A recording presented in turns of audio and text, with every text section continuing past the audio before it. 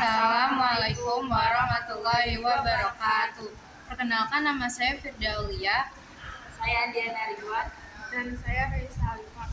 Kami dari kelas 11 IPS 1 akan membuat tugas video penjelasan mengenai materi pernikahan untuk remedial fikih. Untuk penjelasan mengenai materi pengertian pernikahan akan dijelaskan oleh Raisa. Pernikahan adalah akad yang menghalalkan antara laki-laki dan perempuan dengan akad pernikahan atau mengawinkan. Kata nikah atau pernikahan sudah menjadi kosakata bahasa Indonesia sebagai padanan kata perkawinan. Perkawinan merupakan sunatullah atau hukum alam yang umum berlaku baik bagi manusia, binatang maupun tumbuh-tumbuhan. Islam agama yang mengakui adanya hukum alam atau sunatullah dalam hal pernikahan dan menjelaskan banyaknya hikmah pernikahan itu. Oleh karena itu, Islam sangat menganjurkan pemeluknya untuk menikah baik melalui Al-Quran maupun hadis Allah Subhanahu wa Ta'ala berfirman, "Fankihu ma taba lakum minan nisaa." Artinya, nikahilah wanita-wanita yang kamu senangi. Quran surat An-Nisa ayat 3. Rasulullah SAW menyatakan bahwa nikah adalah sunnahnya. An-nikahu sunnati faman raghiba an sunnati falaysa minni. Artinya, nikah adalah sunnahku. Siapa yang tidak senang dengan sunnahku, maka ia tidak termasuk umatku. Selanjutnya, materi hukum pernikahan yang akan dijelaskan oleh saya sendiri. Para ulama menetapkan hukum menikah ada 5, yaitu mubah, sunnah, wajib, makruh, dan haram. Yang pertama, sunnah.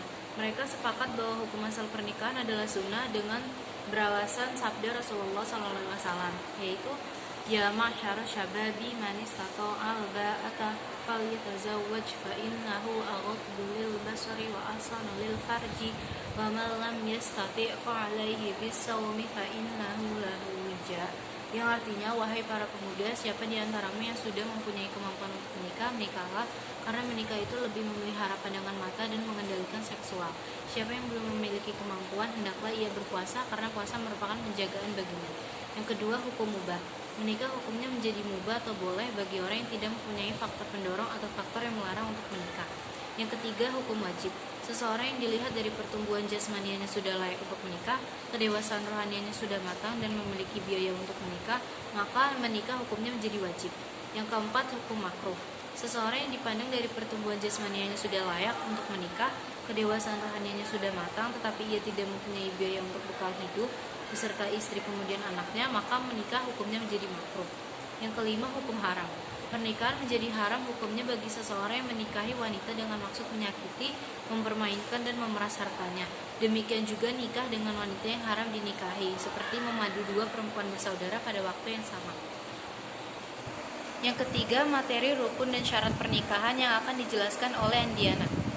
Yang ketiga adalah rukun dan syarat pernikahan. Rukun nikah adalah unsur pokok yang harus dipenuhi untuk menjadi sahnya suatu pernikahan, yang sangat besar pengaruhnya dalam kehidupan umat manusia di jagat raya ini. Rukun nikah adalah sebagai berikut. Yang pertama, calon suami. Yang kedua, calon istri. Yang ketiga, ijab kabul atau ucapan penyerahan dan penerimaan. Yang keempat, wali. Dan yang terakhir, 2 orang saksi. Yang keempat, materi meminang atau khitbah yang akan dijelaskan oleh Raisa. Meminang atau khitbah. Meminang atau khitbah adalah permintaan atau ajakan seorang laki-laki kepada perempuan atau sebaliknya untuk menikah. Dalam Islam, meminang seseorang yang akan dinikahi hukumnya mubah atau boleh dengan ketentuan-ketentuan sebagai berikut. Yang pertama, perempuan yang dipinang harus memenuhi syarat sebagai berikut: tidak terikat oleh akad perkawinan, tidak berada dalam masa iddah, talak, raj'i, dan yang terakhir bukan pinangan orang lain. Rasulullah SAW bersabda, "Al-mu'minu akhul mu'mini fala yahillu lil mu'mini ayyabta'ala baiti akhihi wala yaktuba ala khitbati akhihi hatta yadhara." Artinya, seorang mukmin adalah saudara mukmin lainnya. Oleh karena itu, Ia tidak boleh membeli atau menawar sesuatu yang sudah dibeli atau ditawar saudaranya, dan ia tidak boleh meminang seseorang yang telah dipinang saudaranya, kecuali ia telah melepaskannya. Yang kedua, cara mengajukan pinangan. Yang pertama, pinangan kepada gadis atau janda yang sudah habis masa iddahnya boleh dinyatakan secara terang-terangan.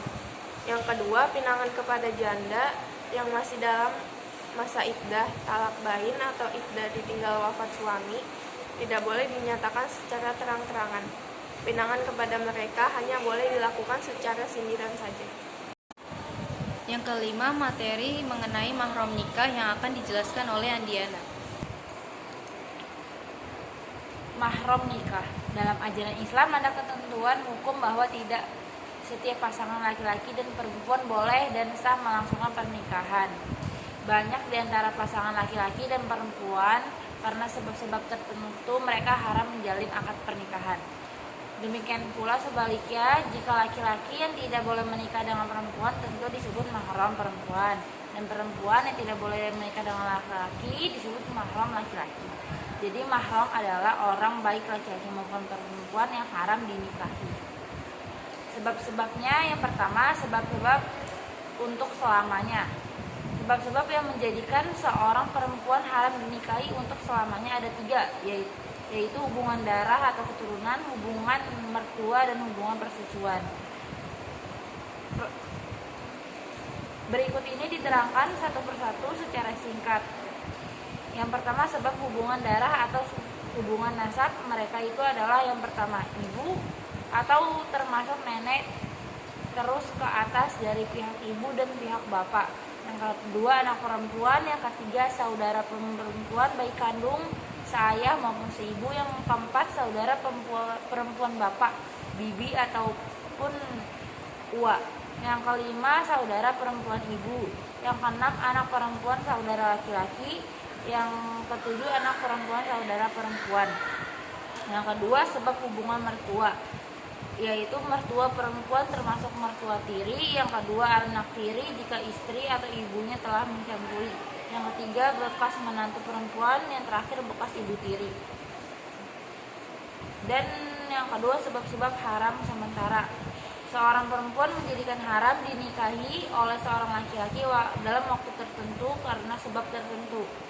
Yang pertama, sebabnya adanya pertalian nikah. Yang kedua, talak bain kubro atau perceraian sudah 3 kali. Yang ketiga, memadu dua orang perempuan bersaudara. Yang keempat, dipoligami lebih dari 4 orang. Yang kelima, perbedaan agama. Untuk materi berikutnya, yaitu macam-macam pernikahan terlarang, akan dijelaskan oleh saya sendiri. Macam-macam pernikahan terlarang. Yang pertama, nikah mut'ah.